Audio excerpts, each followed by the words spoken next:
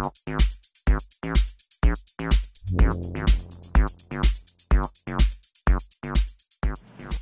got Dave Towle of Boulder, Colorado here, race announcer for the Amgen Tour of California and the personality of the race. Ah, dude. Second year. Yeah, but I don't think the riders are the personalities of the race, right? I mean, Well, believe me, dude. Dave, let's look at it this way. There was like what, 250,000 people out there, and they didn't know a lot about the race and how they got the information through you. I mean, you had that many people captivated, especially the people stuck down in the corner down by the start. You know, they weren't going to go up on the hill. They were watching the Jumbotron, and they were listening to your voice tell them what was going on in the race. And, I mean, you were illustrated, and you know so much about the riders. I mean... Thanks, Giles. Yeah, I appreciate that, man. And Jeff Roque deserves credit, too. Like, you know what? Like, when I started announcing, like, 4 years ago, and I was a mess. Like, I really was. And he was, like, of the established announcers and the people out there, he was the one guy that was willing to deal with it and realize, like, our styles are different. And this guy is, like, you know, Dave Towle. But, you know, and he's been around a long time. But to be honest, he's been cool to me, you know. So Jeff has an appeal to people, too. And I'm really stoked to hear you say that because, actually, sometimes when you're looking at the crowd out there, and it's a different kind of dynamic. Like, it's not like you're doing stand-up comedy where everyone's looking at you, you know. So they're kind of they're talking to each other, and sometimes you feel like, am I connecting? You know, like, so to hear you say that, I really appreciate it, man. It made me feel great. Yeah, I think you connected with everybody out there, but even you? Yeah, I was connected. Yeah, except when we were walking up the steps when we hiked up to Coit Tower. You were not connected to anything but suffering and hate. They had no speakers out there. But then you got up there, and Rich Freeze was up top, right? Yep. And so, how was it going up there? I heard it was pretty packed. Oh, it was unbelievable. I mean, you couldn't going up around, you know, the switchbacks. Yeah.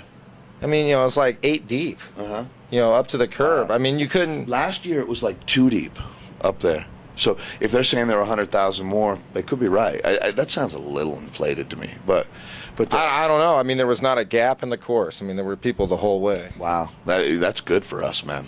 I tell you what, like, so last year was 1.3 with the 130,000 supposed. Yeah, he kicked ass. But what about Tour of Georgia this year? I mean, this probably almost doubled in size this year for today. I mean, almost. Yeah. I mean, you know, we don't know the numbers, obviously. I think that's fair. Yep. But you think? I mean, you had James Brown. You shared the stage with James Brown last year. Yeah, that was actually really interesting. Like, so we knew he was coming, but you never know what you're going to get. And James Brown, like, he was very much like, he blessed me about 15 times. Like, God bless you, son. And he said, at one point he said, you have the power. And I felt really good about that, you know, like, I got the power now, apparently. And then this guy, one of the stagehand people, tripped over a cord, and he was eating one of the sponsors there was Krispy Kreme donuts, and the donuts smeared on James Brown's purple or lavender, I don't even know, that color doesn't have a name, but it smeared sugar and grease down this part of his jacket, and then he was pissed. Like, if I was James Brown, if you smeared a donut on me, I'd be pissed. And so that's when I really feel like I worked my magic at that point, as I brought James back in with us. And so even though that he's like, he didn't change the jacket, he continued to have that smeared thing there.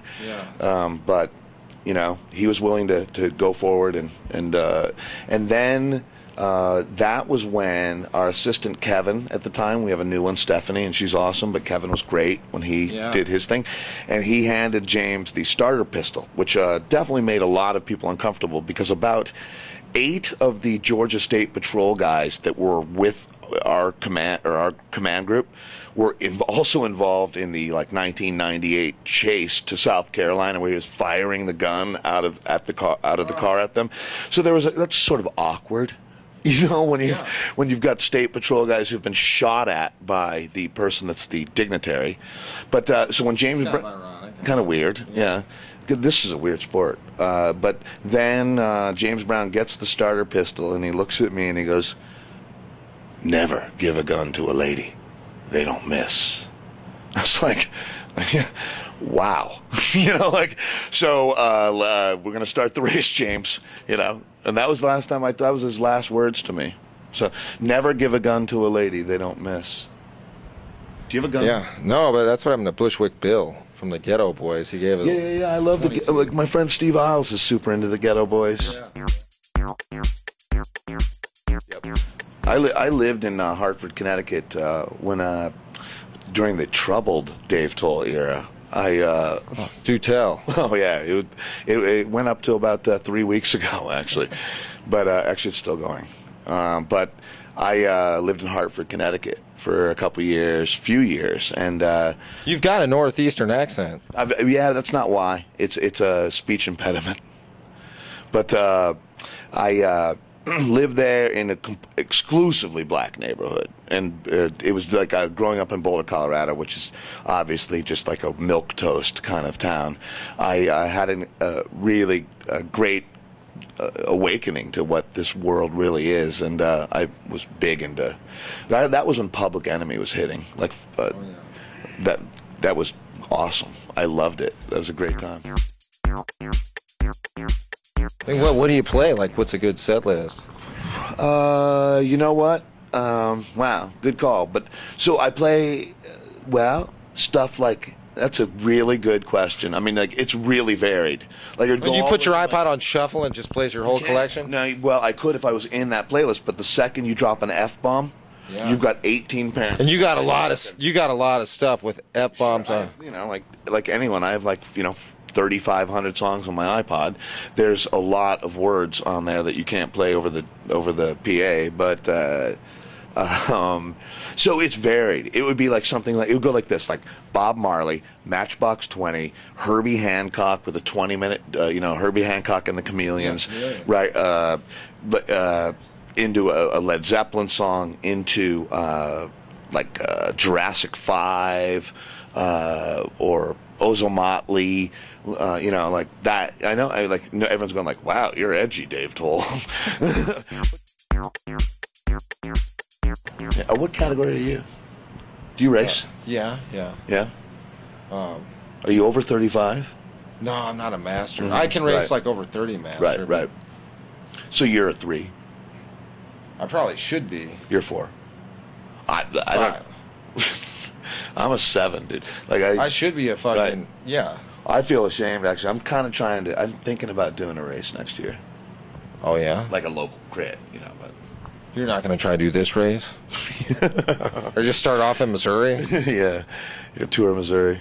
Yeah, no, I'm a realistic person. You going to race Masters? Yeah. Well, come on, what's your age group? I'm 40. You're 40? Mm-hmm. So, yeah, and then I'm at the entry level of 40 to 45. You can get the most for your money. You can race like 3 times a day. Once a day, one time. I mean, I'm not making a comeback. I'm just talking about one time. Tour of Missouri. I'll be there. I'm looking forward to that actually. So, Tour of Missouri, Tour of Utah, Georgia, California. There's going to be a Washington State race. I heard there's going to be a Tour of Washington State, and supposedly there's 3 more. In the hopper right now. So this new model of Tour of State X, it's the new thing. Like you're trying to create bring people to your state, ecotourism. Usually these things benefit something like like we're doing here with the wellness community or that kind of stuff. It all works. It's kind of fitting right now. How people want their sport events to be produced. So it's cool. We're lucky. Tour of Arizona, maybe. You know what? I wanted to talk to the people at the Tour de Tucson and find out why they've dissed me for, every year, ever. Why have I never... Political. I mean, that's the Wild West. Do they have an announcer? There's a guy... Do they, Curtis? They do? Yeah, they do. So what's wrong with it? You guys are going to try to give me a lead out? Thanks, Curtis can get you in. Curtis. Yeah, no, I'm not actually. I'm not trying to put anyone's back against the wall. But I feel like I'd really love to come, and So, well, Dave, we think you do a good job. Thanks, I mean, man. tour. I mean, you're kind of making the tour. Thanks. Sorry, we have to cut it short. We're Like running not out right of now. tape, huh? Yeah, we're running out of tape, but also, you know, we're only gonna be here Curtis is till. like, no, we're not, dude. But you know what? I appreciate it. You guys are great, and I definitely want to thank Curtis for all of his support with the Missing Saddle stuff. And I know I'm sort of sporadic, and he's done nothing but help me make it easy for me to Changing your background and stuff like that. Does my background thing change? I've got the seal, right? It's still the seal. You want to put a new song on there? Oh, that was. You know what? Did you guys like the song? Yeah. It's cool. Yeah. Right? I heard that song. I was like, oh, I loved it. Yeah, and then you just called him and said. I freaked out. Yeah, I was like, Curtis, we got to get the song up on my thing.